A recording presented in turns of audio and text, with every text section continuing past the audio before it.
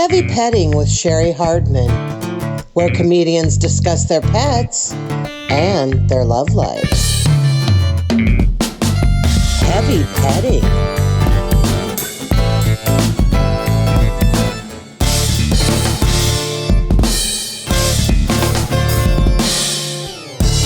Welcome to Heavy Petting with Cheri Hardman. Today's guest is Dan Mills. Hey, Dan, how's it going? It's going great.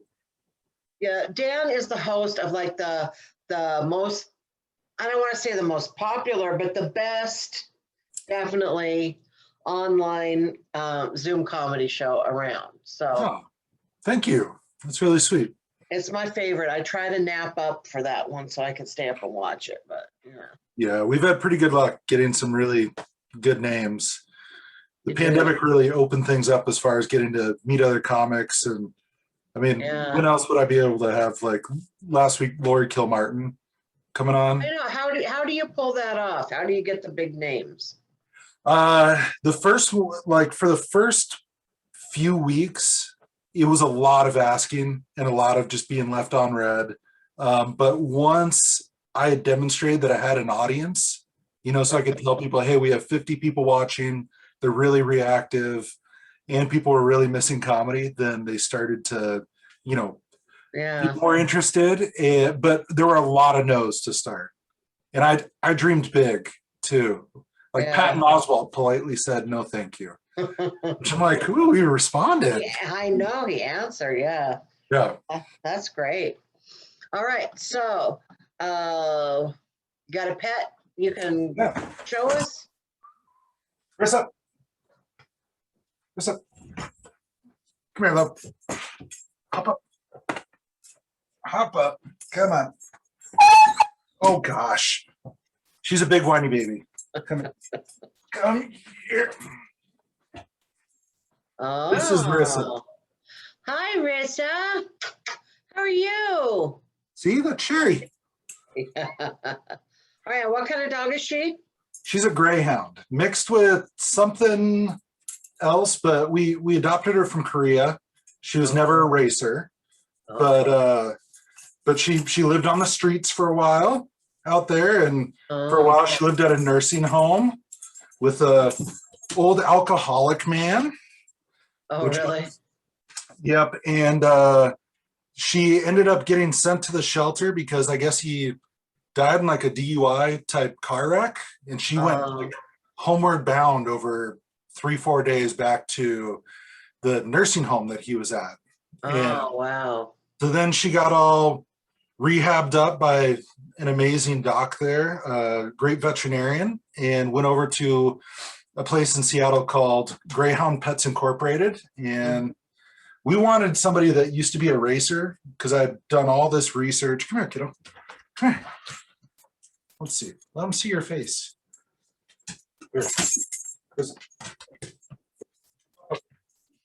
There we go. I'll see. Oh, and she's gone. That's okay. She's back to go see mom. So she's fantastic. She's got all kinds of weird neuroses, but she acts like a giant cat. She, is at her absolute happiest when she's like snuggled up on the couch like a giant cat or something. Oh, there's my wife getting her all squared away. There you are. Oh, there she is. Yeah. So. Well, first of all, just let me say, this used to be a live show, so we could chase the dog around with the camera, but now that we're on Zoom, it presents its own challenges, Right. So sometimes we get a flash of a pet, and that's all we get. We're happy for whatever. So she's seen a lot. She's been through a lot. She's been through a ton. She had a really rough go, and we were so grateful for the people that fixed her up, and we actually still send pictures back and forth with them over to Korea. And they sent her on her 1 year adoptiversary. They sent a giant care package full of Korean treats and everything. And really? Yeah. Wow. They were great. So, do you know how old she is? Yeah, she's 4 now. And so we got her when she was 2, about 2 years. Okay. Yeah. All right. So I don't know, how does an animal from Korea end up over here? Like, is it just because of the people that were involved in her care, or? Yeah, I think mostly the two places where people adopt the most greyhounds specifically are like Australia and then also the US. And so they'll get sent out quite. Would you mind shutting the door? Thanks. They'll not that many people in Korea are adopting greyhounds just because of their size and for whatever other reasons. So they send them to different shelters in the US and then they get them sent out to families. Got it. So you said you had done some research about greyhounds. Yes, yeah, and I wanted an ex-racer because there were tons of books about here's what to do with your weird neurotic racer and this is what they'll be like. And she was a little bit of a wild card, but I wanted the predictability. But once we met all these dogs, some of them were kind of skittish. There was one that was a Great Dane Greyhound mix, and it was about a head taller than my youngest daughter. And so that was out because she was just terrified of this horse that could run 40 miles an hour coming at her. And that one just came up and kind of leaned up against us and was really calm. And but yeah, she probably sleeps like 18 hours a day. She's a big cat. Wow. Yeah. And I wish my dogs would sleep. They're busy barking. Yeah, she'll run in the yard for a little bit and then be done for 6 hours. Like that's the life. Wow. Any other? Do you have like her trained? Does she do like any tricks? Do you? It's mostly so most greyhounds have terrible recall. So anything with fetching or stuff is not great. I can goad her into running really, really fast, but it's mostly just setting stuff down and making her wait for it. They can't sit, like Really? anatomy wise, so she can only lay down. But oh, really? I didn't know that. yeah, she's so long that I mean, like the mechanics of it. I've seen her do it once, and it felt like I was watching a magic trick. It just mostly looks like she's taking a dump. But, that's weird. yeah. So she squats, huh? Yeah. All right. Let's see. I usually ask if they have any quirks, but you kind of already covered that. She's super bossy with affection. And oh, really? So yeah, if you stop petting her, she'll herd your hand like back over to her head, and she always wants to be touched. When I first got her, pretty much every morning, if she wanted something to eat, she would just hit me right in the balls. Which, yes, I thought that I had like, it felt like I was back in my freshman year of college. Like, I was just waiting for her to do something like that or call me bro. But that's funny. So if she could write a review of you as a pet owner, what do you think she'd say? Doesn't pet me enough. Good lap, nice and soft. I don't know. Best buds, though. We are best buds. A lot of snuggle time. Her and I lay on the couch together, watch shows. Yeah. We frequently sleep together. So, well, is she the only pet in the house? Yeah. Yeah. We used to have cats, but we rent, and it's almost impossible to find a rental where you can have cats. So, yeah. Well, good. Sounds like she found a good home. Like you found the right dog for you. So that's, it's always a good, happy story. I think all of our animals, well, except for one, are all rescues. And yeah. so, yeah. And you have small dogs, right? I have 2 Chihuahuas, and then I also have a bigger dog. He's a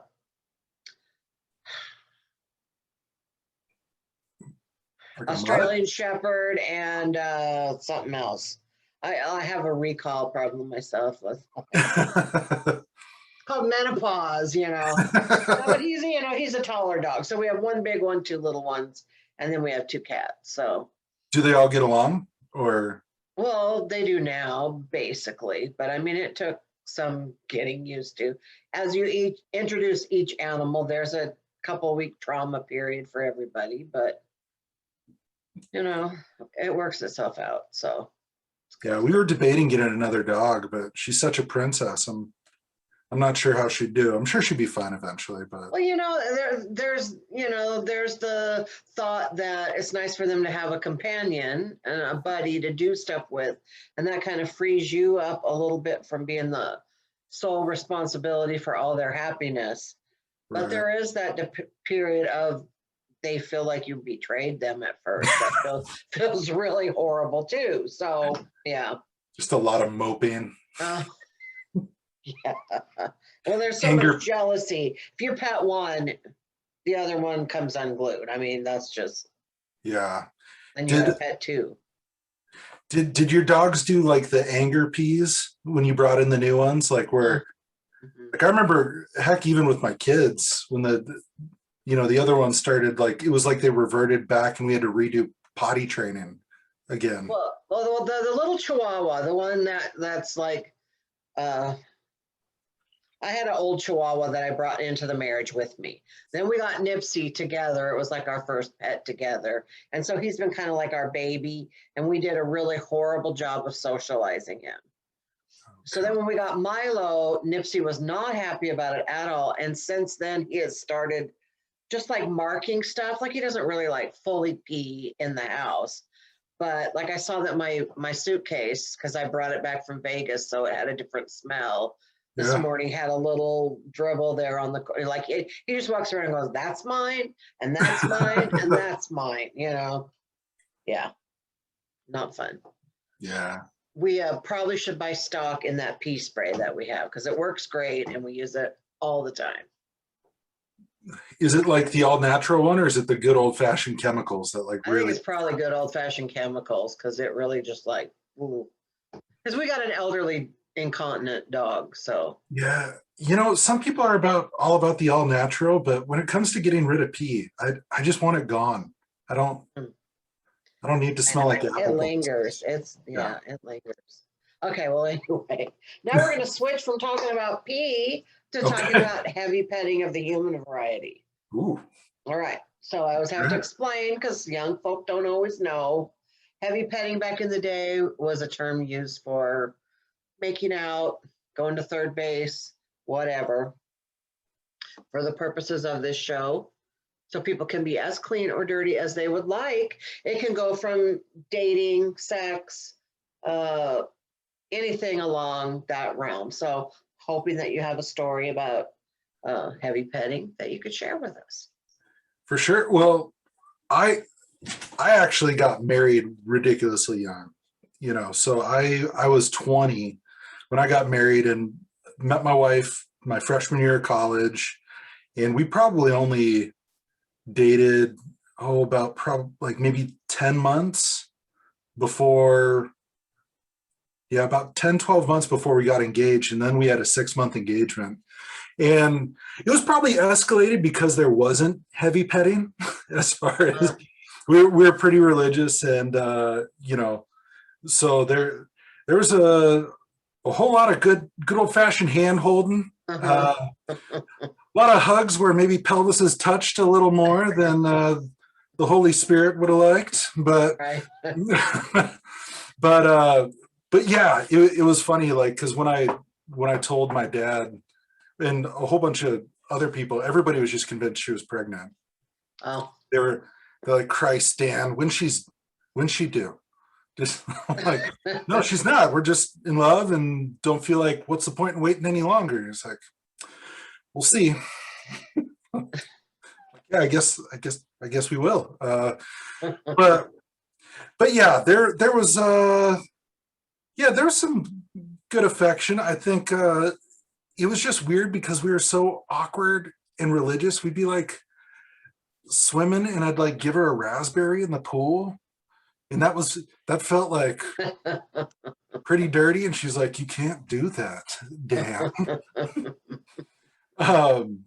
But fortunately, we ended up kind of eventually figuring out how to have a good, normal love life after that weird kind of start. Having to figure it out. Well, I mean, nature takes its course, but yeah.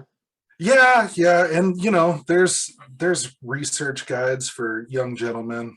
It was the it was the the internet age after all. Right. But yeah, there was, so I love, like, basically just trying to pull the wool over people's eyes.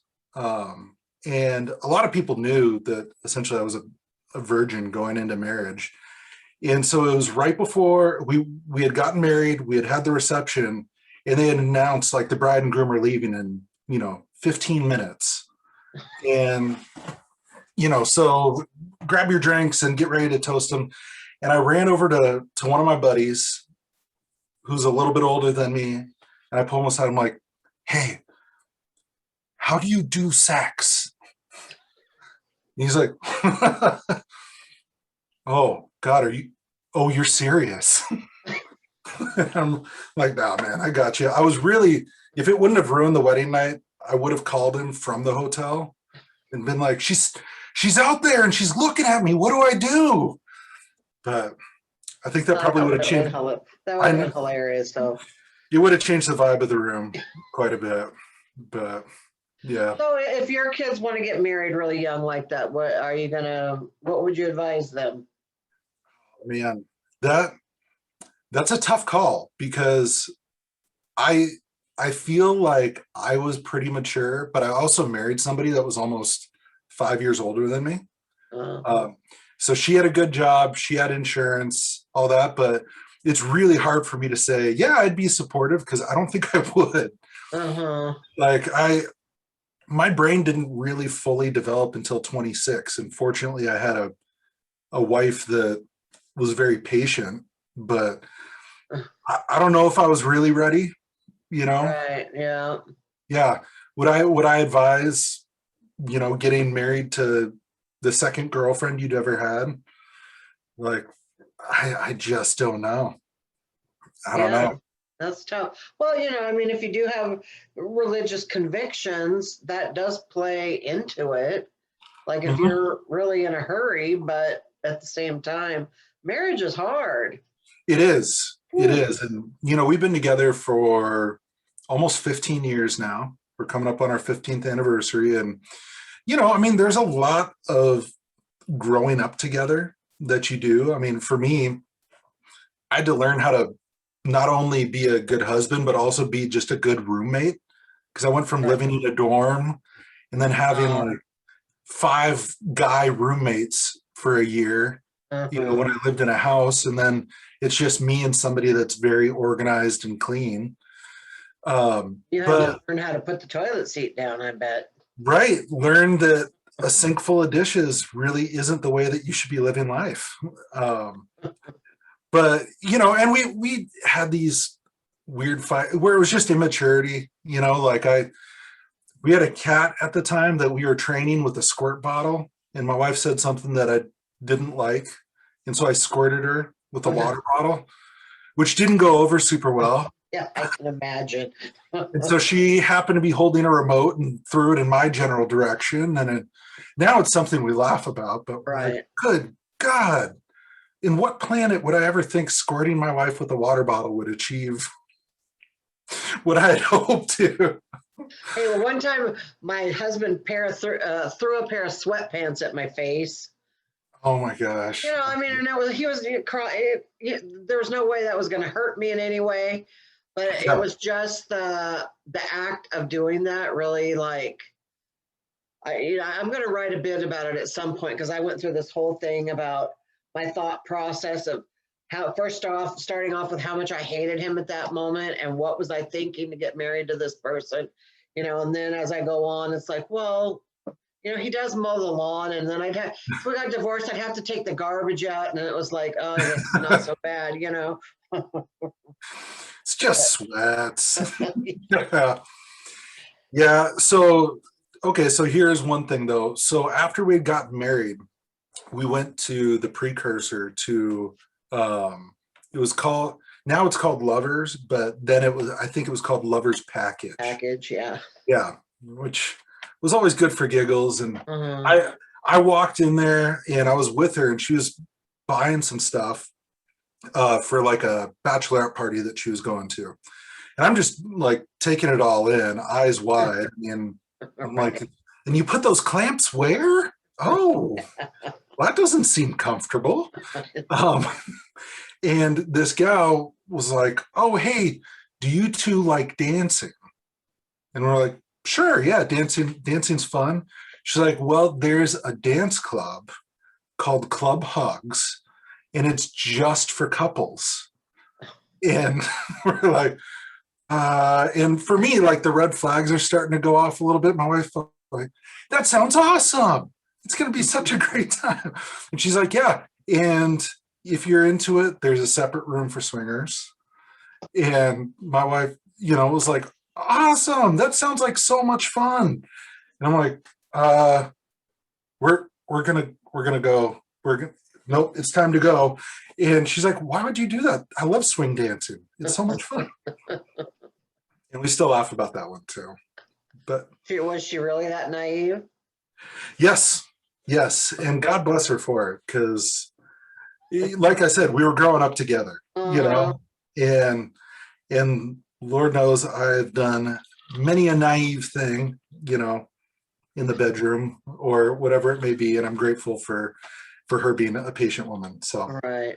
Well, it sounds like you got a good one there, and oh, she's great. she's got a good one too. So that's great that it all worked out. I know that first year of marriage for us was a humdinger, just trying to figure it all out.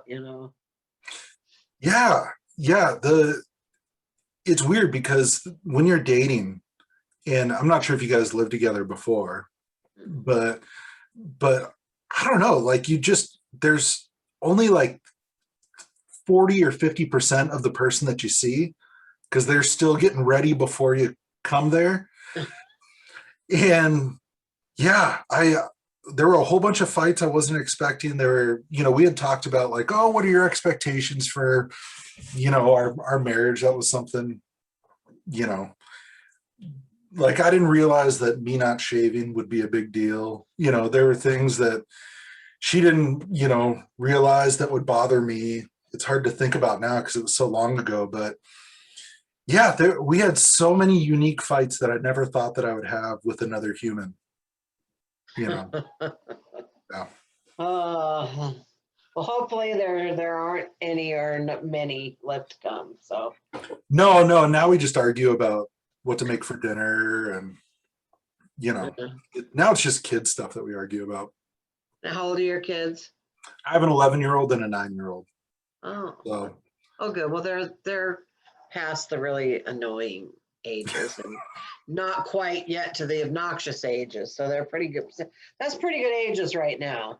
Yeah, they're great. And they're really good kids. They handled this pandemic like a champ. Like, I think it built a lot of self-sufficiency for them. So I actually get to sleep in on the weekends now because they just wake up and make their own breakfast. They do.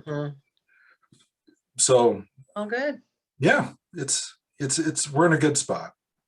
All right. So what do you have coming up, and where can people find you if they'd like to find you? Yeah, so they can, let's see, coming up, I have, The Grind with Dan Mills. That's me. We have a show on the 5th of May, and that's on Zoom. And you can find us on the page, The Grind with Dan Mills on Facebook. And Renan Hirschberg is doing 30 to close out, and he's hilarious. If you haven't seen him before, please come check it out. He's absolutely great. And then we've got several other fantastic comics on the show. Yeah, and just let me interrupt just to say that I highly recommend Dan's show. It never disappoints. So. Oh, thank you. Yeah, so I've got that. I'm probably going to be doing a guest spot down in Seattle at Laughs in May. May 20, somewhere on that weekend. The details are still up. And I'll be doing a showcase there on June 24th. Okay.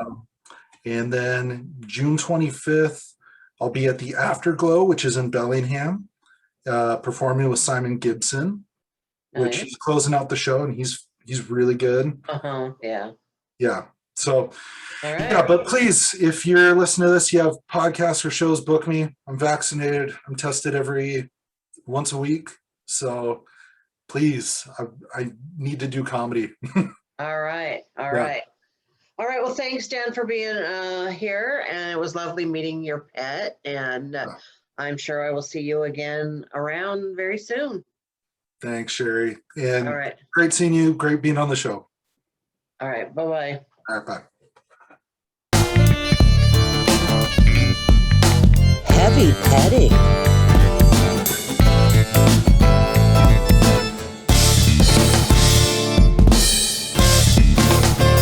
Heavy petting.